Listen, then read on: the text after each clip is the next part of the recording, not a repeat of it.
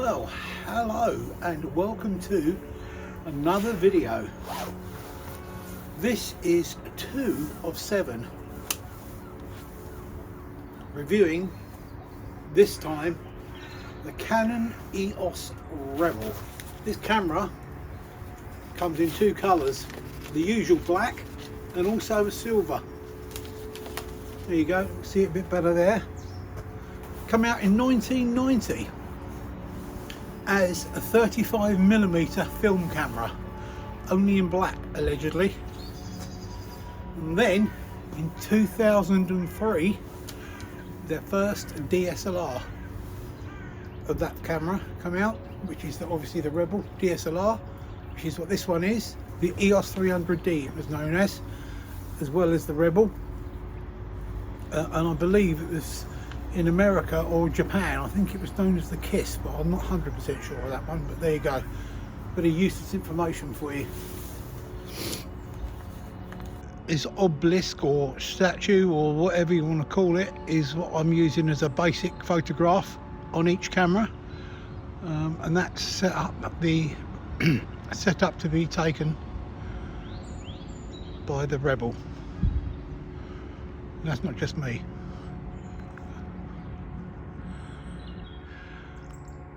That's the mirrors, obviously a manual shutter, not electronic like they are all modern ones these days, or 99% of them anyway. But as I said, this was originally brought out as a 35mm camera in the late 90s. That must have been a bit of fun. I'd like to get hold of one of those. What, it's extremely cold today, hence the reason for the gloves and the hat. Yes, I know it's in my pocket at the moment, but that's when I forget to take it off. Anyway, I'm going to come up for the shot and I'll tell you the settings I'm making. Settings are 1/60th of a second,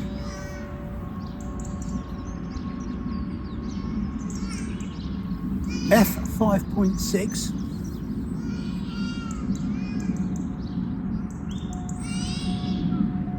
with an ISO of 50 sorry, that's wrong. ISO 100. Right, I'll take the shot and I'll put it up on the screen for you.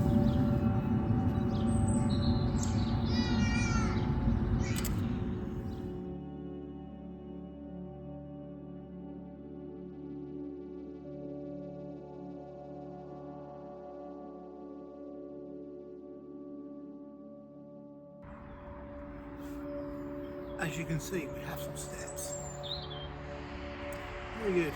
I'm going to get some pictures of these steps and I'll put them up using this Rebel so you can get to see what other things it does. It is not a video camera, repeat, not a video camera, it's just for stills. It does do multiple shots. It's basically a learning camera really, but anyway, I'm going to go and take some photos of these steps, and what I'll do is I'll put them up for you so you can see what it's like.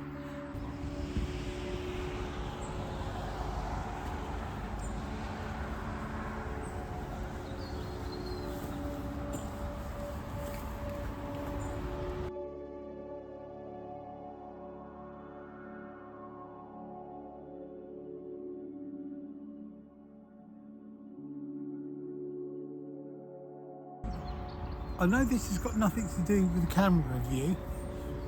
I will continue that in just a sec. But there are 2 buzzards flying around here, a pair of. And if I see one, I'll try and get some shot of it as well. The camera also has a built-in flash, which I'll demonstrate. See that go up there? And I'll take a quick shot with the flash just so you can see it working. Right, also the batteries on this particular camera sit up underneath. If I take it off, flick the switch under there, like most Canons, exactly the same, it goes underneath there. slightly different to the other type ones you can buy, I think. Obviously they're a lot older, being the camera's only, what did I say, 2003. They look like that, but they've got like a ridge going across the top. Can you see? Returning to the saga of the buzzard. Yes, the wife has scared it off, both of them. And also, she reckoned she'd seen a woodpecker. Well, I reckon they were flying elephants myself. There's a shoe on the top of the camera to take a flash if you want a separate flash or one for a remote, as well as the built-in one on the top, as I showed you a bit earlier.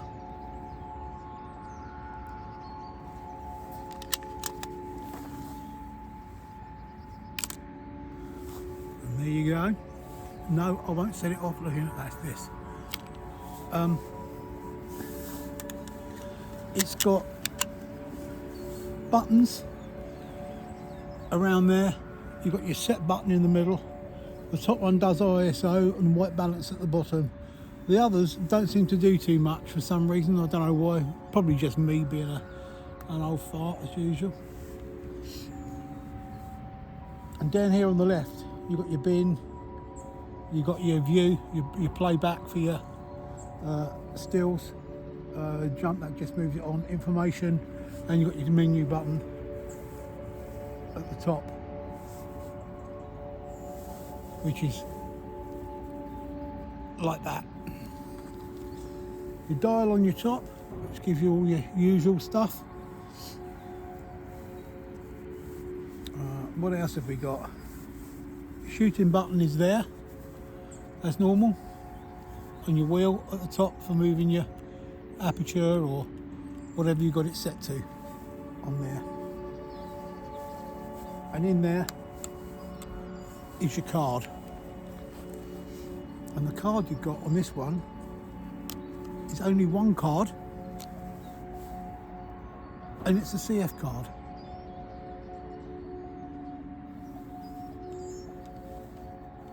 I actually use, for information, I use these. But then what I do is, I put the SD card, that goes in there like that. And then that one goes in there like that. And there you have it, and that works. Mill starting camera, as I said, in all, again, fairly sturdy build, reasonably priced, and looks pretty good in my view. And it is only my view, of course. If you have any questions about the camera, please let me know on the comments below, and I'll attempt to answer any questions you might have.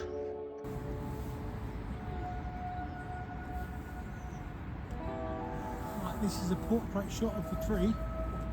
As I said, settings are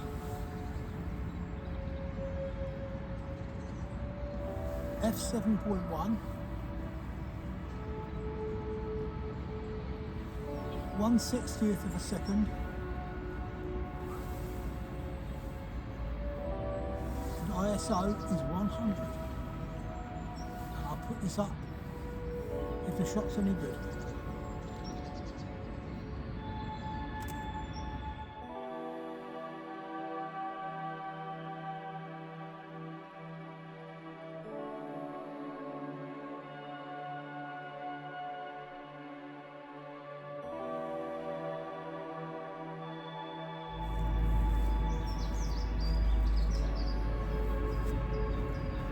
Still looking for birds to scare off.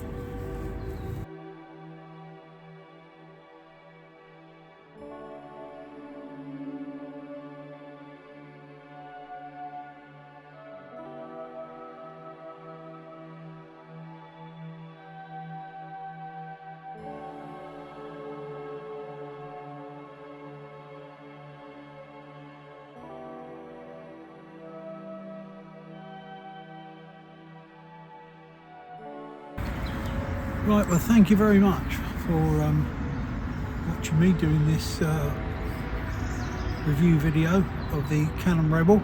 I hope you've enjoyed it, and I hope it's been informative to a point, or at least you've got some information out of it in some way. Again, as I said earlier, if you've got any questions, please leave them in the comments below. I'll be happy to answer them for you, and I'll catch you on the next review, which will be number 3.